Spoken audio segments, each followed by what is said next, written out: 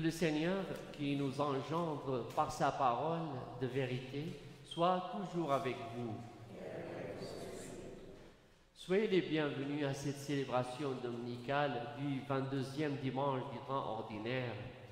Et pour bien nous préparer à célébrer cette Eucharistie d'action de grâce, reconnaissons notre besoin de la compassion du Seigneur envers nous, envers nos faiblesses, nos vulnérabilités et nos limites. Or, rassemblés pour écouter la parole et rompre le pain eucharistique, nous reconnaissons devant Dieu notre besoin d'être sauvés. Que sa tendresse et sa miséricorde nous fassent vivre.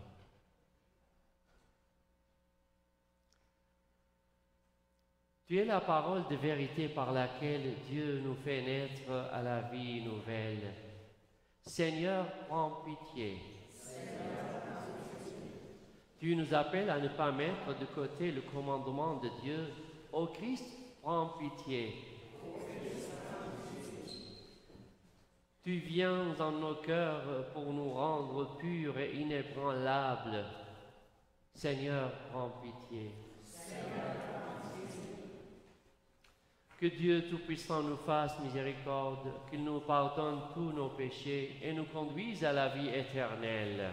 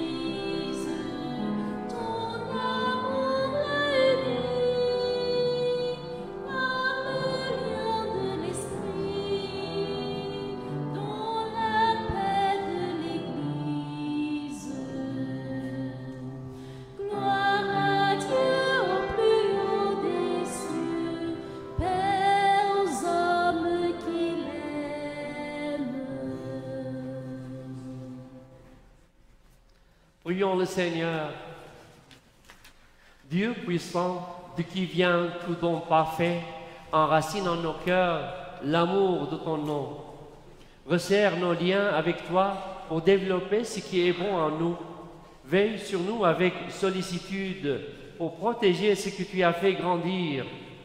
Par Jésus-Christ notre Seigneur, qui vit et règne avec toi et le Saint-Esprit, maintenant et pour les siècles des siècles. Veuillez vous asseoir pour la proclamation de la parole.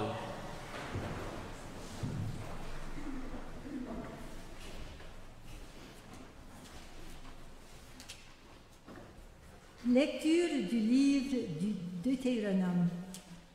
Moïse disait au peuple, « Maintenant, Israël, écoute les décrets et les ordonnances que je vous enseigne, pour que vous les mettiez en pratique. Ainsi, vous vivrez, vous entrerez pour en prendre possession dans le pays que vous donne le Seigneur, le Dieu de vos pères. Vous n'ajouterez rien à ce que je vous ordonne, et vous n'y enlèverez rien. Mais vous garderez les commandements du Seigneur, votre Dieu, tels que je vous les prescris. Vous les garderez, vous les mettrez en pratique. Ils seront votre sagesse et votre intelligence aux yeux de tous les peuples. Quand ceux-ci entendront parler de tous ces décrets, ils s'écrieront. Il n'y a pas un peuple sage et intelligent comme cette grande nation. Quelle est en effet la grande nation dont les dieux soient aussi proches que le Seigneur notre Dieu est proche de nous chaque fois que nous l'invoquons? Et quelle est la grande nation dont les décrets et les ordonnances soient aussi justes que toute cette loi que je vous ordonne aujourd'hui? Parole du Seigneur.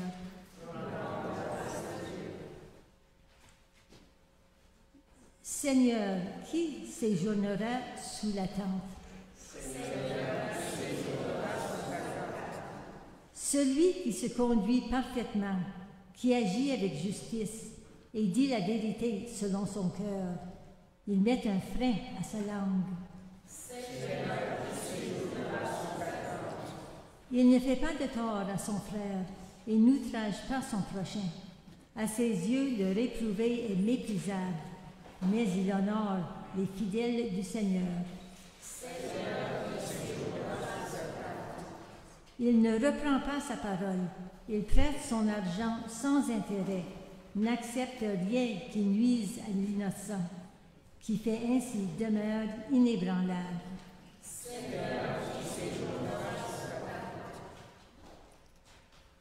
Lecture de la lettre de Saint Jacques.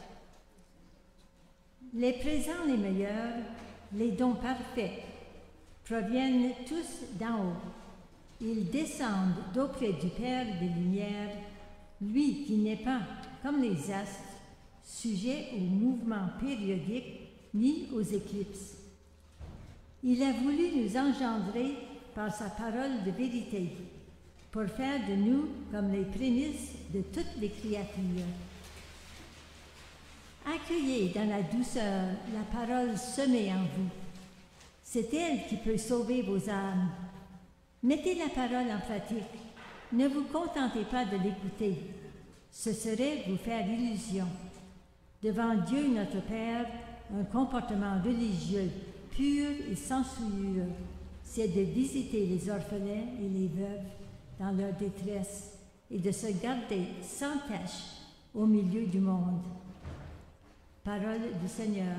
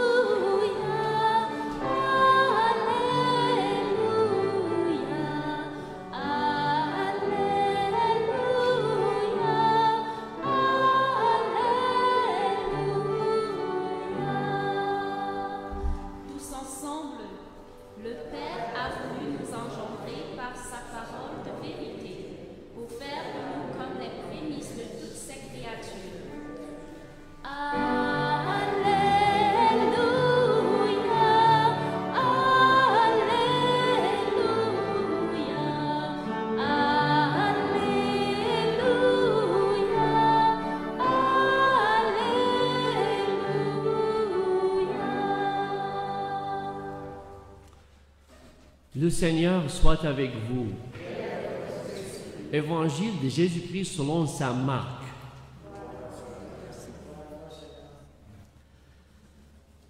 En ce temps-là, les pharisiens et quelques scribes venus de Jérusalem se réunissent auprès de Jésus et voient quelques-uns de ses disciples prendre leur repas avec des mains impures, c'est-à-dire non lavées. Les pharisiens, en effet, comme tous les Juifs, se lavent toujours soigneusement les mains avant de manger, par attachement à la tradition des anciens. Et au retour du marché, ils ne mangent pas avant de s'être aspergés d'eau.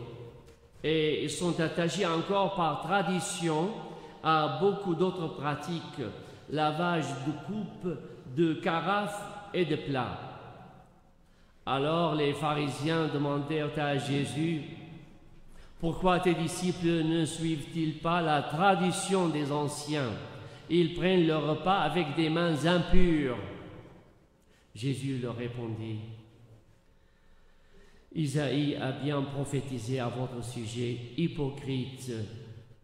Ainsi qu'il est écrit: ce peuple m'honore des lèvres, mais son cœur est loin de moi. C'est en vain qu'ils me rendent un culte. Les doctrines qu'ils enseignent ne sont que des préceptes humains. Vous aussi, vous laissez de côté le commandement de Dieu pour vous attacher à la tradition des hommes. » Appelant de nouveau la foule, il lui disait, « Écoutez-moi tous et comprenez bien. Rien de ce qui est extérieur à l'homme et qui entre en lui ne peut le rendre impur. Mais ce qui sort de l'homme, voilà ce qui rend l'homme impur. » Il disait encore à ses disciples à l'écart de la foule, « C'est du dedans du cœur de l'homme que sortent les pensées perverses, inconduite, vol, meurtre, adultère, cupidité, méchanceté, fraude, débauche, envie, diffamation, orgueil et démesure. Tout ce mal vient du dedans et rend l'homme impur. » Acclamons la parole de Dieu.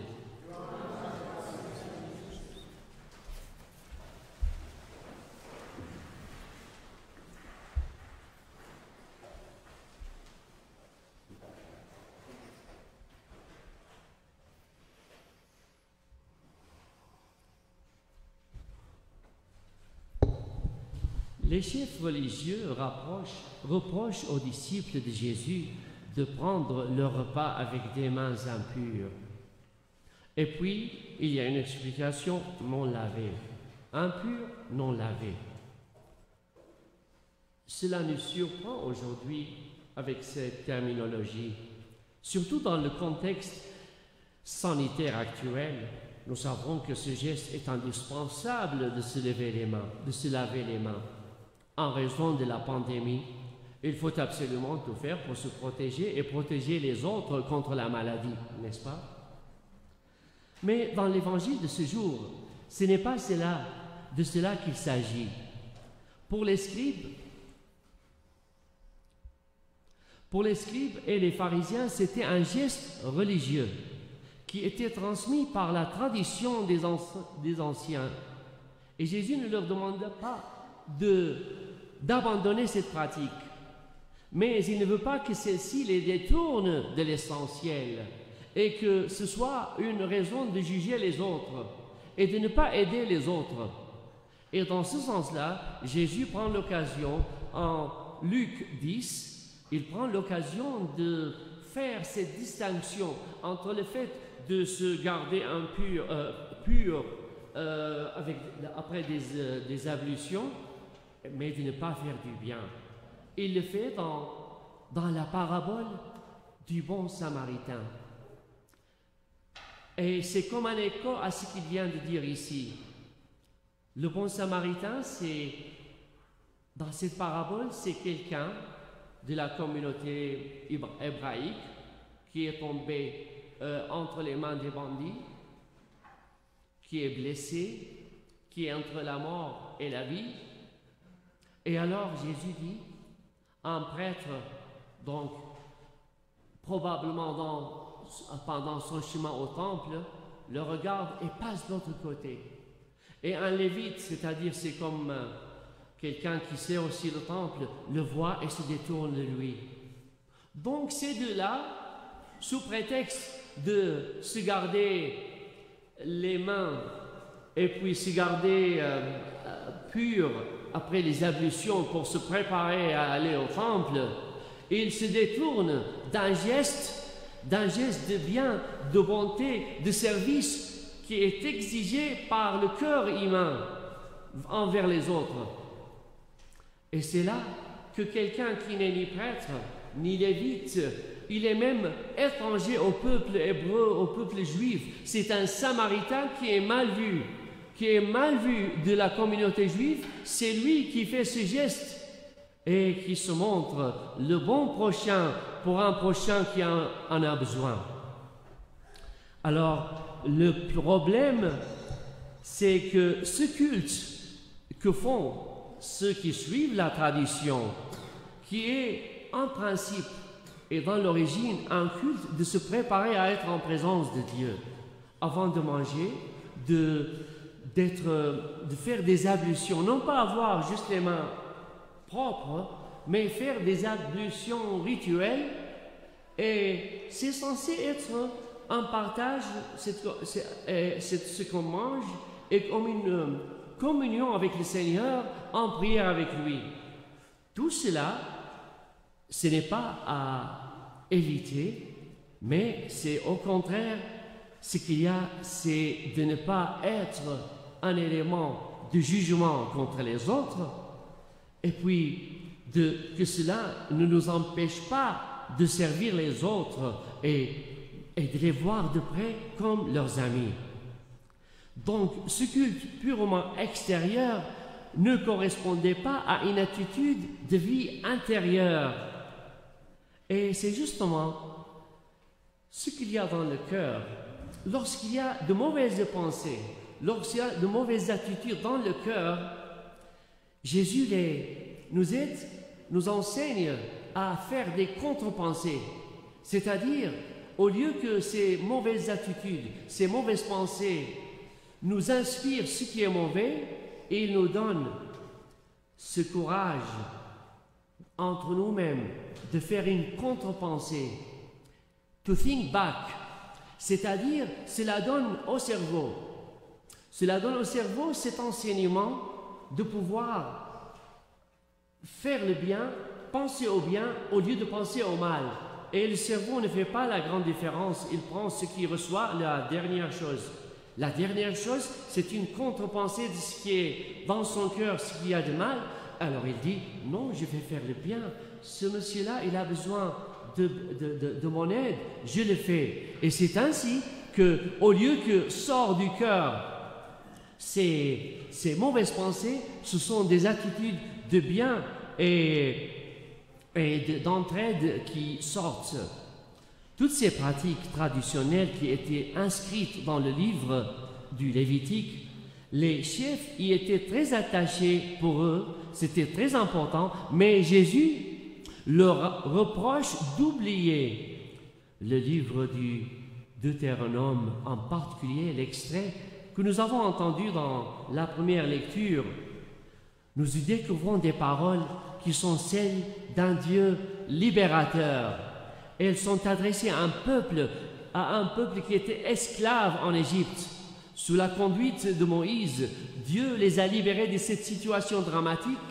La Bible nous raconte comment ils ont traversé la mer Rouge et comment, par là, être ouverts les uns aux autres et ne pas simplement par la bouche d'être attachés à la tradition pendant qu'ils sont loin d'être avec le pauvre, avec celui qui en a besoin. Et c'est justement ce que nous dit Jacques dans sa lettre, que de voir les orphelins, les veuves.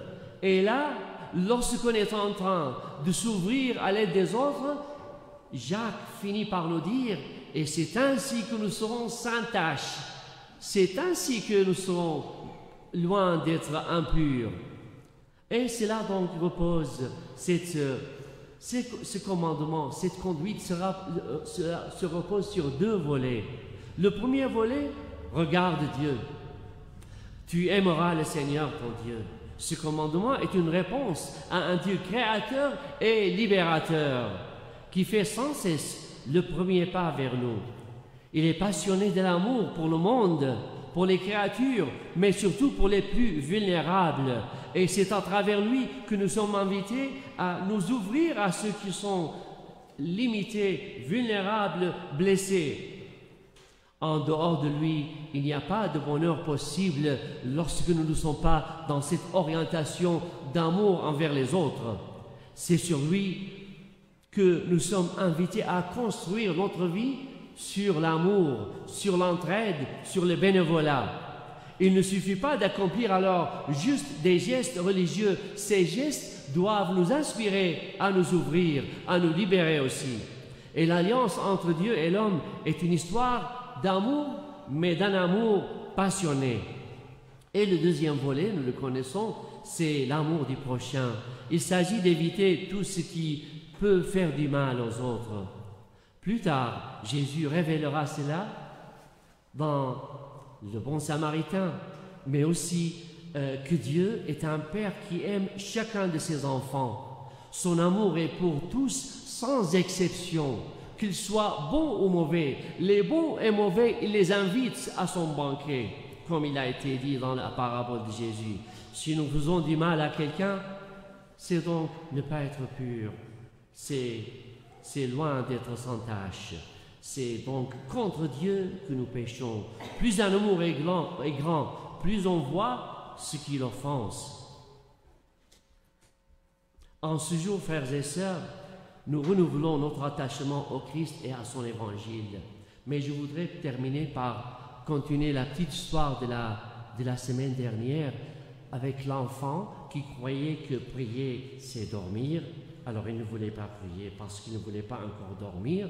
Mais alors, des amis m'ont dit, nous, avec la petite fille que nous avons eue, au lieu de dire, va prier, c'est le moment de prier, on va lui dire, c'est le moment de la petite histoire. Alors, avec la petite histoire qui est orientée envers ce qui est bien, ce qui est positif, et ce qui est un esprit de prière, l'enfant grandissait parce que en ce temps-là, il se préparait une petite histoire très édificative, mais qui l'invite à dormir. Alors, ce que Dieu attend de nous, qu'est-ce qu'il attend de nous? C'est que chacun donne le meilleur de lui-même. Le plus important, c'est que nous soyons tous les jours habités par cette présence du Christ ouvert aux autres, compatissants surtout à ceux qui sont en dehors, en marge de la société. C'est avec lui, le Seigneur, que nous apprendrons à déjouer les pièges du formalisme et à donner la première place à sa parole et à nous purifier de l'intérieur avec ces pensées positives qui purifient notre intérieur. Il veut nous voir pratiquer librement ces deux grands commandements, l'amour de Dieu et l'amour de nos semblables comme nous-mêmes. Tout cela se trouve dans le célèbre mot de Saint Augustin. Et Saint Augustin, nous avons fêté la fête de sa mère, Sainte Monique, il y a 3 jours. Il a prié pour sa conversion. Et lorsqu'il s'est converti, ce n'était pas simplement juste un baptisé quelconque. Il est devenu le grand Saint Augustin, le grand docteur de l'Église et le grand fondateur des congrégations. Alors lui, qu'est-ce qu'il a dit? Aime et fais ce que tu veux. Amen.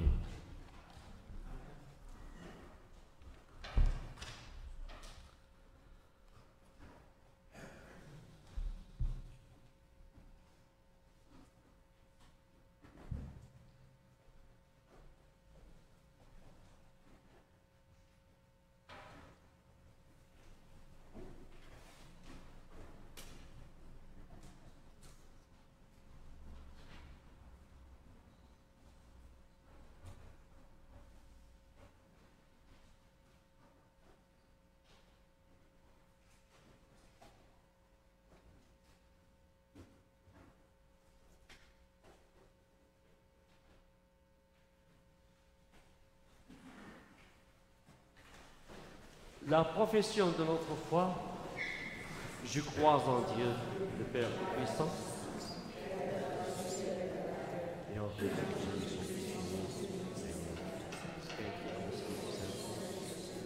et né de la Vierge Marie.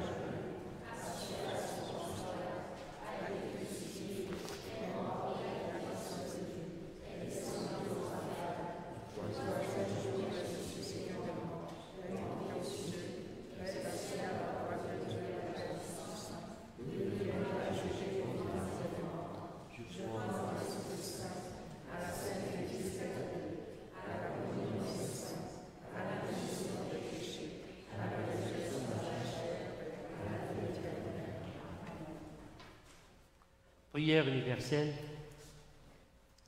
Le Seigneur notre Dieu est proche de nous chaque fois que nous l'invoquons. Disait la première lecture, pour que sa parole de vérité continue de recréer le monde. Confions au Seigneur nos frères et sœurs, notre Église, ainsi que chacun et chacune de nous.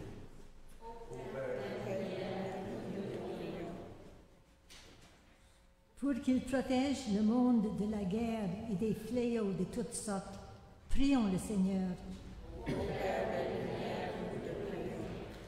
Pour qu'il se montre proche des femmes et des hommes qui ont l'impression d'être loin de lui.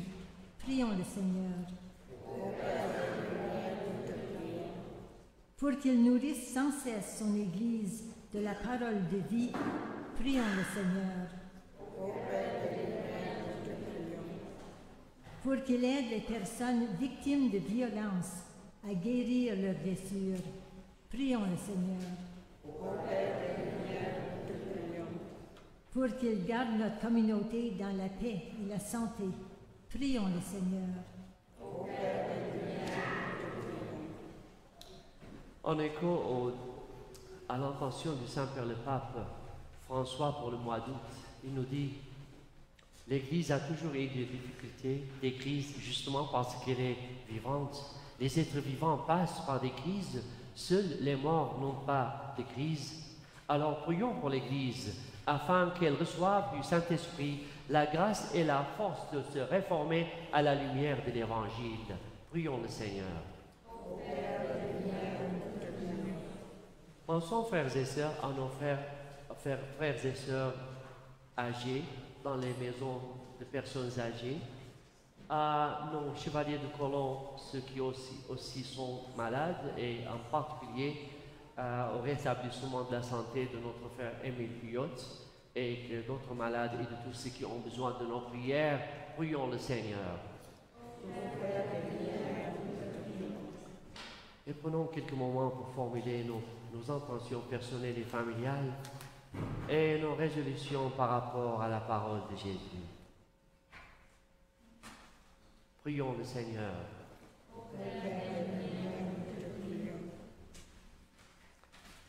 Dieu notre Père, ton Fils Jésus nous donne la parole qui purifie nos cœurs et leur permet de produire les fruits de l'Esprit. Aide-nous à devenir les instruments de ta bonté, que tu désires voir se déployer ici et partout dans le monde. Nous te le demandons par Jésus, ton Fils, notre Seigneur. Veuillez vous asseoir pour la préparation des dons.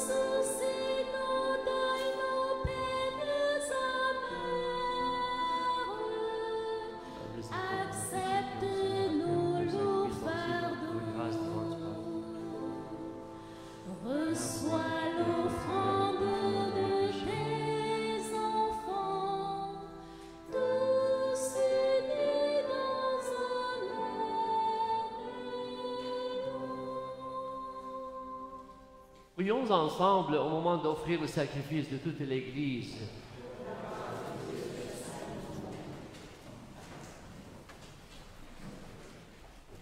Que l'offrande eucharistique, Seigneur, nous apporte toujours la grâce du salut.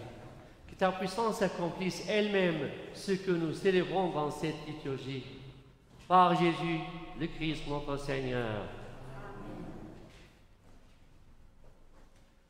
Le Seigneur soit avec vous. Élevons notre cœur. Rendons grâce au Seigneur notre Dieu. Vraiment, il est juste et bon de te rendre gloire, Père très saint, Dieu éternel et tout-puissant, de qui nous tenons la vie, la croissance et l'être.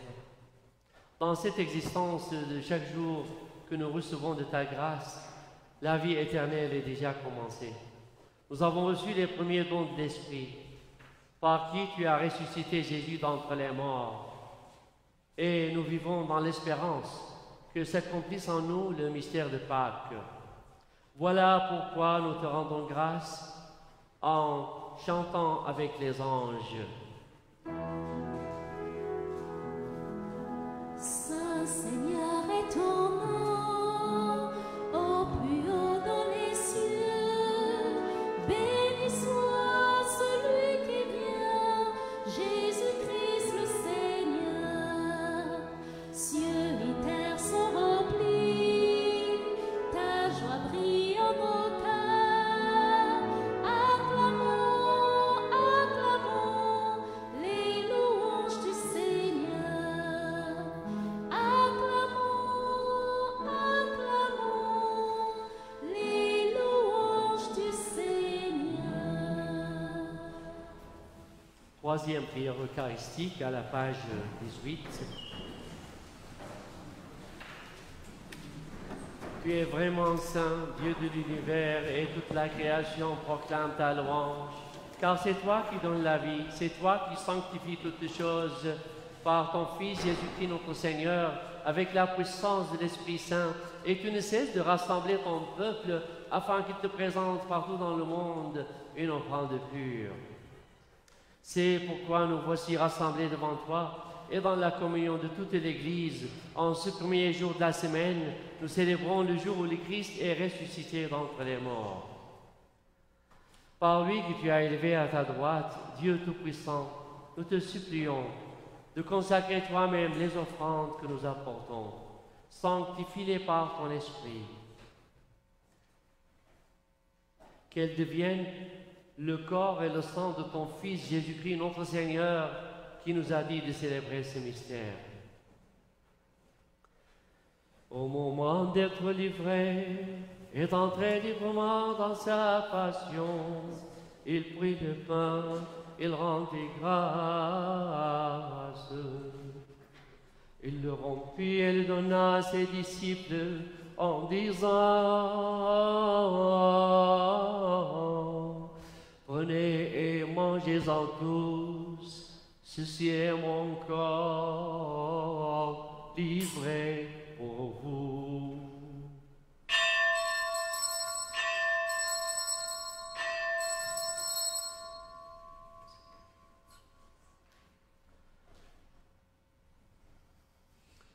De même, à la fin du repas, il prit la coupe.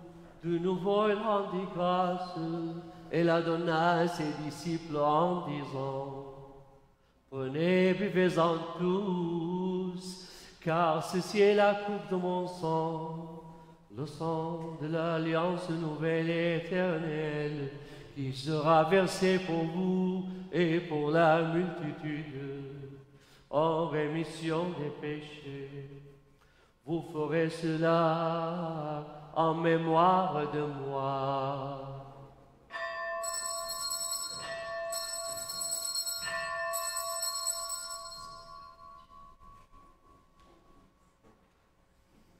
Il est grand le mystère de la foi.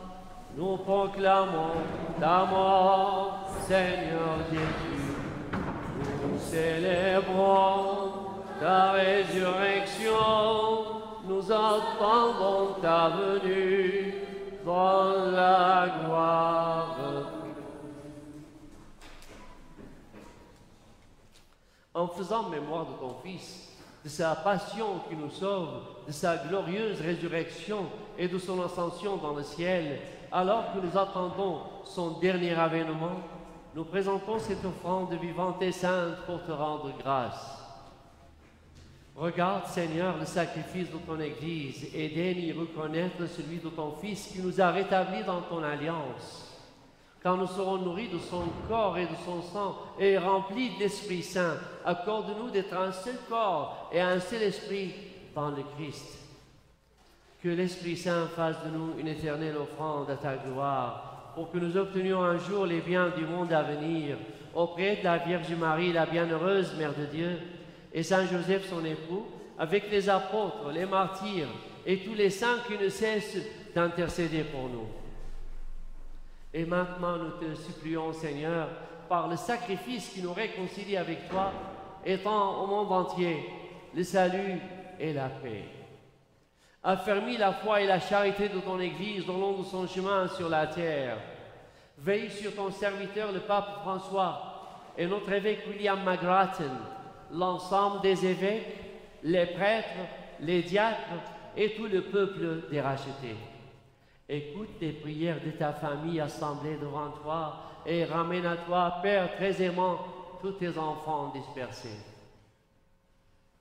Pour nos frères et sœurs défunts, pour les personnes qui ont quitté ce monde et dont tu connais la droiture, nous te prions.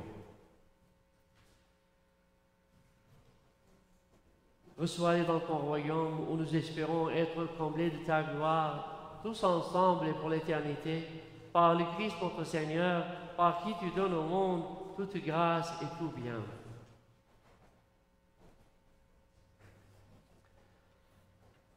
Par lui, avec lui et en lui, à toi, Dieu le Père Tout-Puissant, dans l'unité du Saint-Esprit, tout honneur et toute gloire pour les siècles des siècles.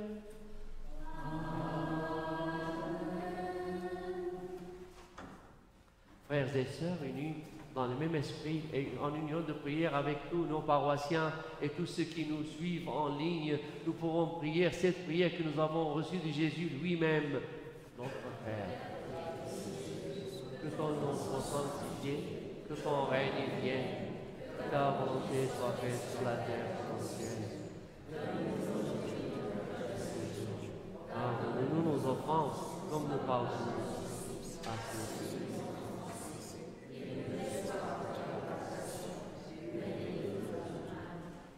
Délivre-nous de tout mal, Seigneur, et donne la paix à notre temps. Par ta miséricorde, libère-nous du péché. Rassure-nous devant les épreuves, en cette vie où nous espérons le bonheur que tu promets et l'avènement de Jésus-Christ, notre Sauveur.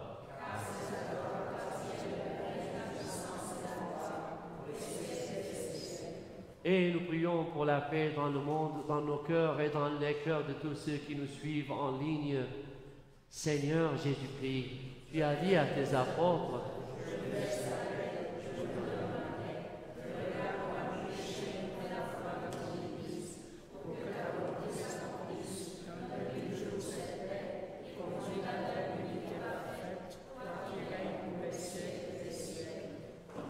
que la paix du Seigneur soit toujours avec vous.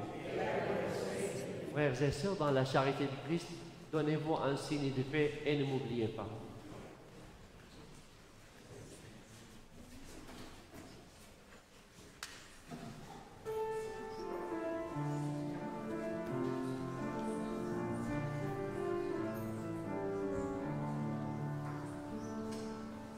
Agneau de Dieu qui enlève le péché du monde, prends pitié de nous.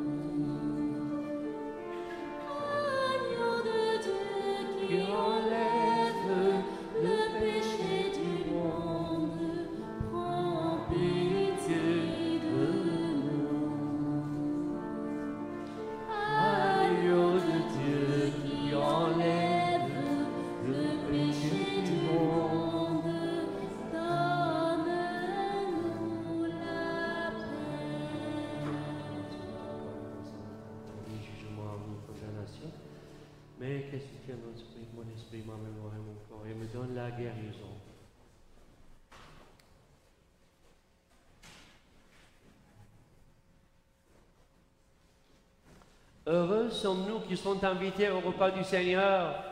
Voici l'agneau de Dieu qui enlève le péché du monde. Wow. Mais dites seulement une parole et je serai guéri. Que le corps et le sang du Christ nous gardent pour la vie éternelle.